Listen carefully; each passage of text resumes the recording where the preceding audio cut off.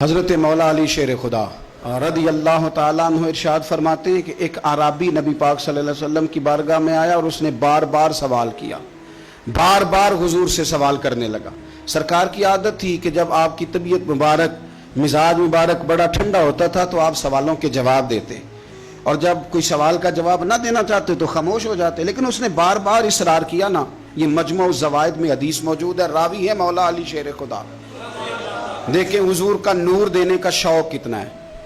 نبی پاک صلی اللہ تعالیٰ علیہ وسلم سے جب اس اعرابی نے بار بار سوال کیا نا تو پھر حضور خود فرمانے لگے، چل پھر مانگ، تو کیا مانگتا ہے؟ مولا علی فرماتے ہمیں بڑا رشک آیا، ہمیں بڑا ناز آیا، ہم نے کہا کیا بات ہے؟ حضور نے فرمایا مانگ، کیا مانگتا ہے؟ اب یہ نبی پاک سے جنت مانگے گا اور دنیا میں بیٹھے بیٹھے اپنے لیے جنت کی ٹکٹ بک کرا لے گا، یہ جنت کے اندر بہترین محل اپنے لیے الاٹ کرا لے گا۔ لیکن بڑا ہی بولا تھا، کہنے لگا یا رسول اللہ صلی اللہ علیہ وسلم میں نے سفر کرنا ہے، مجھے سواری کے لیے ایک اونٹ دے دیں۔ تو حضرت علی فرماتے ہیں اس نے سوال تو کیا پر جو ہماری طبیعت تھی اس مطابق اس نے نہیں کیا، یعنی جس طرح کا دروازہ تھا اس طرح کی بھیک نہیں مانگی۔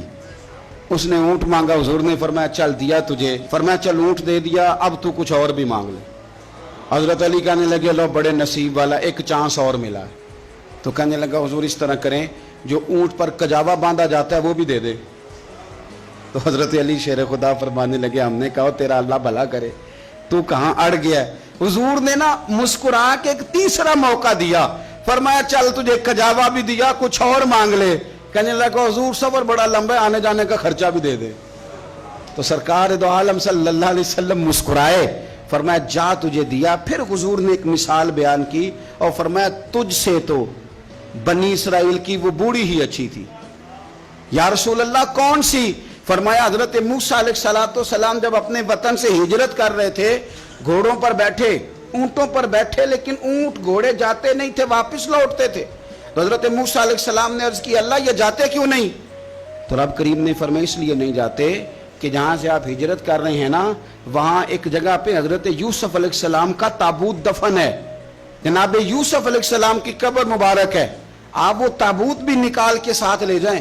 یہ اگر رب نے بتا دیا تو اللہ یہ بھی تو بتا سکتا ہے نا کہ قبر کہاں ہے۔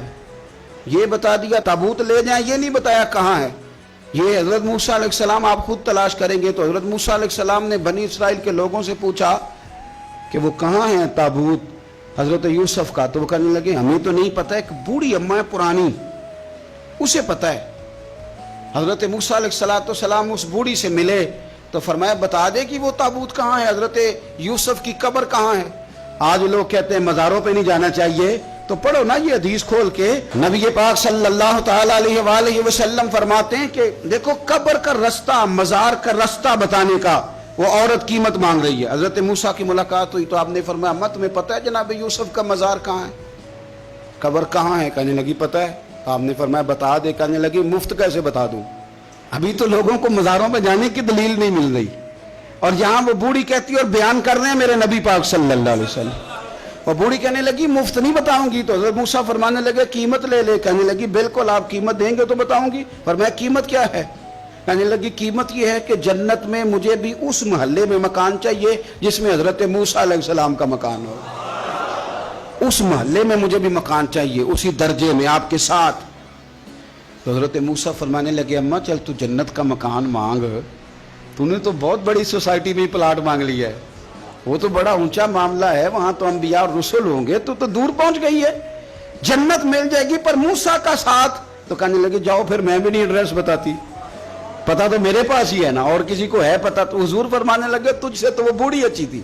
جب وہ بی بی اڑ گئی کہنے لگی نہیں بتاتی، تو حضرت موسیٰ علیہ السلام عرض کرنے لگے مالک اب کیا کرنا ہے؟ تو رب کریم نے فرمایا موسیٰ جنت میں اپنے پڑوس والے مکان کا وعدہ آپ کر لے اور بوڑھی کو وہ مکان عطا میں کر دوں گا۔ آپ وہ مکان کا وعدہ کر لیں، دے دیں گے۔ حضرت موسیٰ نے وعدہ کیا، پھر بی بی نے پتہ بتایا حضرت یوسف کے مزار کا، اور پھر وہاں سے حضرت یوسف کا تابوت نکال کے لے گئے۔ حضور فرمانے لگے اور بولے تو نے کیا مانگا؟ اونٹ، کجاوا، خرچہ؟ اور کاش میں نے تجھے کہا تھا تو نے کچھ مانگا ہوتا۔ میرے رسول پاک اپنی امت کی توجہ دلاتے ہیں، حضور فرماتے ہیں تمہارے نبی کے پاس بڑا کچھ ہے، आओ आओ मांग लो, अब तंगी ये दामा पे ना जा, और भी कुछ मांग है आज वो माइल बाता, और भी कुछ मांग, ना बहस में उलझ आ, तलब कर मांग। मांगा फिर बरेली के इमाम ने, कहने लगे माह मदीना अपनी तजल्ली अता करें। ये ढलती चांदनी तो पहर दो पहर की है।